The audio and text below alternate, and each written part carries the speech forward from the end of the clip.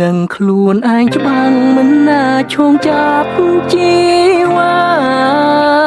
អូនសាររចាក់មិនមានត្រណាទៅដ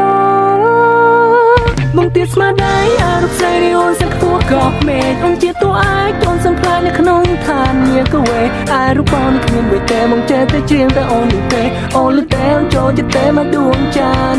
បើសិនមានមាត់ជាព្រះទឹកគឺពិតជាសំណាងខ្លាំងបង្កត់រចាំងកំពន្លឺមកកាយនេះពេលរាត្រីពេលនោះពន្លឺតែមួយគត់គឺពីនឹងចានមកផែនដីស្នេហាចានអើយរែលសឡំលែទេប៉ុន្តែមានមេអ្នកនៅឯសែនឆ្ងាយឆ្ងាយណាបានណែបនឹងកាយបាននៅឆ្ងាយ